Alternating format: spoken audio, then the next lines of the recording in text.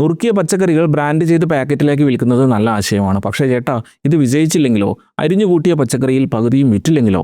അരിഞ്ഞ പച്ചക്കറികൾ ബാക്കിയായാൽ അത് ആവശ്യമുള്ള മറ്റ് ബിസിനസ്സുകളുണ്ടെന്ന് മനസ്സിലാക്കുക. റെസ്റ്റോറൻറ്റുകൾ, കേറ്ററിംഗ് സർവീസുകൾ എന്നിവയ്ക്ക് ഇവ നൽകാം. ലാഭം എടുക്കാൻ പറ്റില്ല എന്ന് മാത്രം. വിപണി വിലയിലേ വിൽക്കാൻ പറ്റൂ. ഇതിന് പുറമെ ഈ പച്ചക്കറികൾ നിങ്ങൾക്ക് തന്നെ മറ്റു വാല്യൂ അഡീഷൻ ഉൽപ്പന്നങ്ങൾ ഉണ്ടാക്കാൻ ഉപയോഗിക്കാം.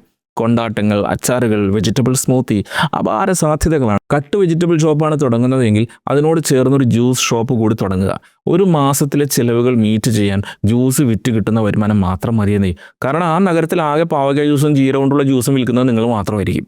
അരിഞ്ഞ പച്ചക്കറിയുടെ ഷെൽഫ് ലൈഫ് വർദ്ധിപ്പിക്കാൻ പല മാർഗ്ഗങ്ങളുണ്ട്, ഓർഗാനിക്കായിട്ടും അല്ലാണ്ടും. ആദ്യം പ്രകൃതിദത്തമായ വഴികൾ പറയാം. മികച്ചൊരു പ്രിസർവേറ്റീവാണ് അസ്കോർബിക് ആസിഡ് എന്ന വിറ്റാമിൻ സി ലായനി. നാരങ്ങാനീര് വെള്ളത്തിൽ കലർത്തി മുറിച്ച പച്ചക്കറികളിൽ, പ്രത്യേകിച്ച് ഉരുളക്കിഴങ്ങ്, സവാള പോലുള്ളവ തളിച്ചാൽ നിറം മാറ്റം തടയാം. ബ്രൈൻ സൊല്യൂഷൻ എന്ന നമ്മുടെ ഉപ്പുവെള്ളവും ഇതിന് ഒന്നാന്തരമാണ്.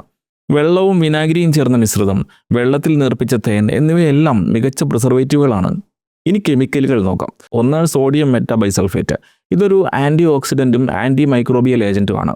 അരിഞ്ഞ പച്ചക്കറികളുടെ ഉറപ്പും ദൃഢതയും നിലനിർത്താൻ കാൽസ്യം ക്ലോറൈഡ് ഉപയോഗിക്കാം. പൂപ്പൽ വരുന്നത് തടയാൻ പൊട്ടാസ്യം സോർബേറ്റ് ഉപയോഗിക്കാറുണ്ട്. പച്ചക്കറികൾ അല്പനേരം തിളച്ച വെള്ളത്തിലിട്ട് ഉടനെ തണുത്ത വെള്ളത്തിലേക്ക് മാറ്റുന്ന ബ്ലാഞ്ചിങ് രീതിയും നുറുക്കിയ പച്ചക്കറികളിൽ ഉപയോഗിക്കാറുണ്ട്. ഇതെല്ലാം നിർബന്ധമുള്ളതല്ല. അരിഞ്ഞ പച്ചക്കറികൾ അന്ന് തന്നെ വിറ്റ് തീരുന്നുണ്ടെങ്കിൽ അല്പം നാരങ്ങാലായനി തളിക്കുന്നത് തന്നെ ധാരാളം. പച്ചക്കറി നുറുക്കി പാക്കറ്റിലേക്ക് വിൽക്കുന്ന വീട്ടിൽ തുടങ്ങാവുന്ന ഈ സംരംഭത്തെക്കുറിച്ച് വളരെ വിശദമായൊരു വീഡിയോ എൻ്റെ യൂട്യൂബ് ചാനലിലുണ്ട്. ഒരുപക്ഷെ ആ വീഡിയോ നിങ്ങളുടെ ജീവിതത്തിലെ മാറ്റത്തിൻ്റെ തുടക്കമായാലോ? ലിങ്ക് ഫസ്റ്റ് കമൻ്റായി നൽകാം.